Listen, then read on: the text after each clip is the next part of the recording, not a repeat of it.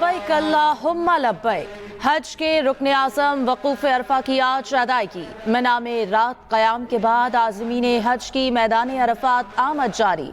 पाकिस्तान समेत दुनिया भर से आए लाखों आज़मीन मैदान अरफात में खुतबा हज सुनेंगे। हुज्जाज कराम नमाज ज़ोहर और असर कसर अदा करेंगे। गुरूब आफ्ताब के बाद हुज्जाज कराम मुज़दलिफ़ा रवाना होंगे। मुज़दलिफ़ा में नमाज मग़रिब और इशा के साथ एक साथ अदा करेंगे। वज़ीर-ए-आज़म शहबाज शरीफ आज सऊदी अरब के दौरे पर रवाना होंगे। फील्ड मार्शल आसिम मुनीर और नायब वज़ीर-ए-आज़म इसहाक डार भी साथ जाएंगे। वज़ीर-ए-आज़म शहबाज शरीफ सऊदी वली-अहद मोहम्मद बिन सलमान से मुलाकात करेंगे। पाक भारत कशीदगी के दौरान पाकिस्तान की हिमायत पर शुक्रिया अदा करेंगे।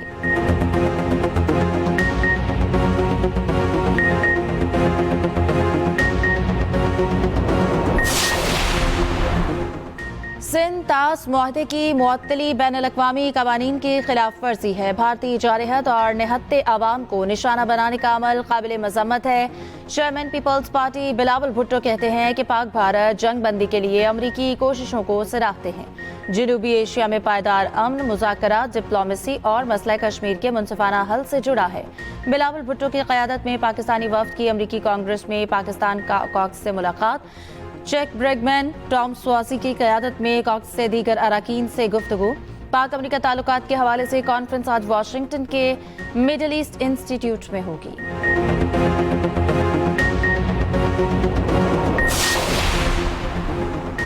पाकिस्तान का क्रिप्टो की दुनिया में बड़ा कदम, भारत पीछे रह गया। पाकिस्तान क्रिप्टो में आगे बढ़ा जबकि भारत में ट्रैक्शन की कमी है। वजीर मुमलिकत और क्रिप्टो काउंसिल के चीफ एग्जीक्यूटिव बिलाल बिन साकिब का कहना है पाकिस्तान न सिर्फ क्रिप्टो को आजमा रहा है बल्कि मुकम्मल अज़्म के साथ इस मैदान में दाखिल हो चुका। हुकूमत की मदद से स्ट्रेटेजिक बिटकॉइन रिजर्व कायम कर रहे हैं।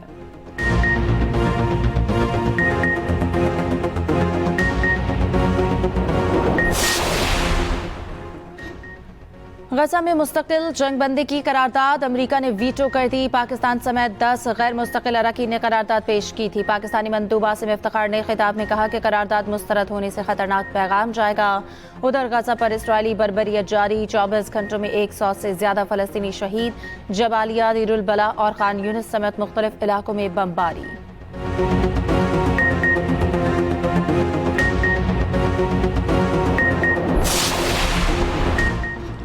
न्यूयॉर्क में खालिस्तान जिंदाबाद के नारे भारतीय वफ्द को कूड़ादान के पीछे छुपना पड़ा। शशि थरूर की क़यादत में भारतीय वफ्द को सिखों के एहतजाज का सामना। नेशनल प्रेस क्लब वाशिंगटन की इमारत से निकलते ही भारतीय वफ्द को सिखों ने घेर लिया। खालिस्तानी मुजाहिरीन को देखकर भारतीय वफ्द गार्बेज डंप के पीछे छुप गया।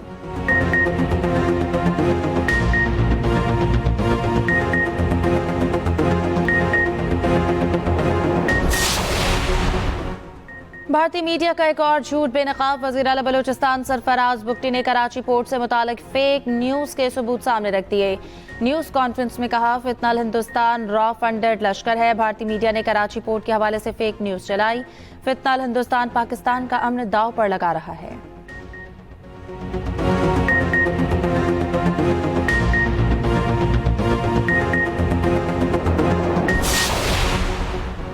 कराची के इलाके डिफेंस में नौजवान पर सरेआम तशद्दुद का केस। मुतासरा नौजवान धनराज ने मुल्ज़िमान को माफ़ कर दिया। जज ने पूछा आपको किसी किस्म का दबाव का सामना तो नहीं।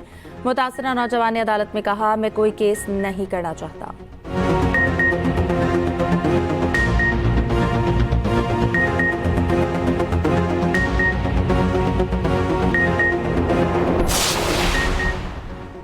कराची की मलिर जेल से फरार होने वाले कैदी ने खुदकुशी कर ली। माड़ीपुर के इलाके में घर से फरार कैदी रजा की फंदा लगी लाश मिली।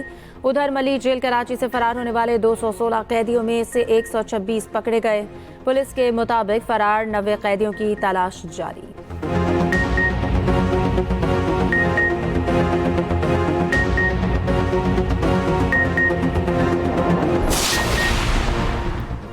इस्लामाबाद हाईकोर्ट में 190 मिलियन पाउंड केस की समाअत 11 जून तक मुलतवी। बानी पीटीआई और बुशरा बीबी ने सजा मुअत्तली की दरखास्तें दायर कर रखी हैं। कायम मकाम चीफ जस्टिस सरफराज जोगर और जस्टिस मोहम्मद आसिफ ने समाअत की। पीटीआई वकील बैरिस्टर सलमान सफ्तर अदालत में पेश हुए।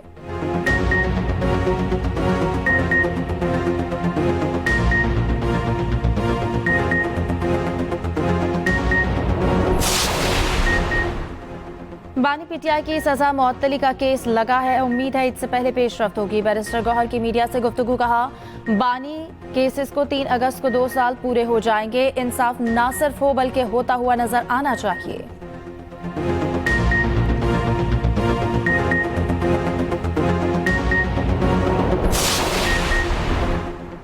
बानी पीटीआई डील मांग रहे हैं जो इन्हें नहीं मिल रही। क्या दूसरे सूबों में वजीर आला ने महंगाई में कमी के लिए कोई इजलास किया?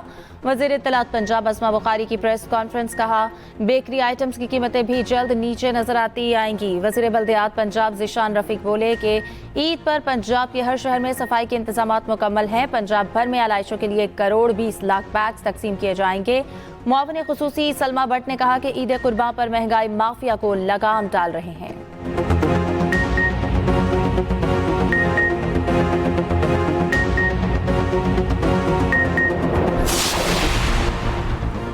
माहौलियात के आलमी दिन पर प्लास्टिक और आलूदगी से पाक पंजाब मुहिम का आगाज। वज़ीर आला मरियम नवाज शरीफ की शहरियों से भरपूर ताउन की अपील।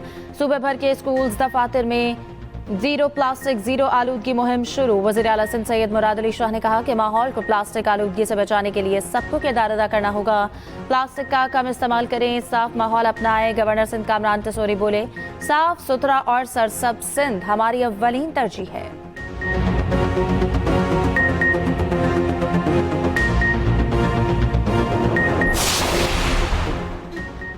ईद कुर्बान का वक्त कम और मुकाबला सख्त। मवेशी मंडियों में जबरदस्त रश, जानवर तगड़े लेकिन दाम उससे भी तगड़े।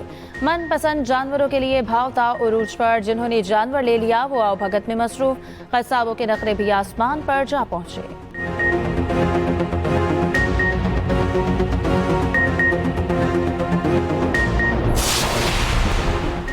वज़ीर आला सिंध मुराद अली शाह की चेयरमैन पीसीबी मोहसिन नकवी से मुलाकात। सिंध में क्रिकेट के फरोग, मैचेस के इनेकाद और स्टेडियम्स की तामीर नौ के उमूर पर गुफ्तगू। सिंध में क्रिकेट के फरोग और स्टेडियम्स की बहाली पर भी मुशावरत। मुलाकात में नया स्टेडियम हैदराबाद की आलमी मयार के मुताबिक अपग्रेडेशन का फैसला। चेयरमैन पीसीबी मोहसिन नकवी कहते हैं कि अपग्रेडेशन के बाद नया स्टेडियम में 17 साल बाद इंटरनेशनल मैच का इनेकाद हो सकेगा। वज़ीर आला मुराद अली शाह बोले कि नया स्टेडियम में सहूलतों को मिलकर बेहतर बनाएंगे।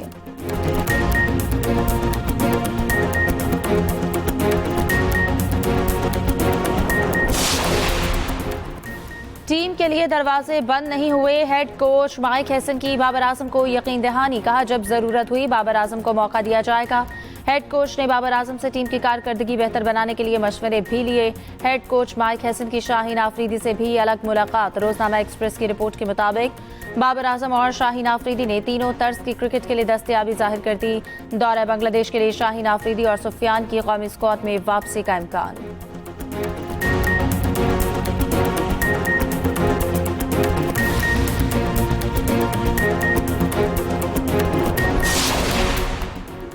और एशियन इंडोर रोइंग चैंपियनशिप में पाकिस्तान की तारीख साज कामयाबी। तारीख में पहली मरतबा पाकिस्तान ने 10 गोल्ड, 3 सिल्वर और 1 ब्राउन्ज मेडल हासिल किए। पाकिस्तान आर्मी ने 9 गोल्ड, 2 सिल्वर और 1 ब्राउन्ज मेडल हासिल किया। एशियन इंडोर रोइंग चैंपियनशिप का इनेकाद 26 से 31 मई को बैंकॉक में हुआ। चैंपियनशिप में पाकिस्तान की जानिब से 6 खिलाड़ियों ने हिस्सा लिया।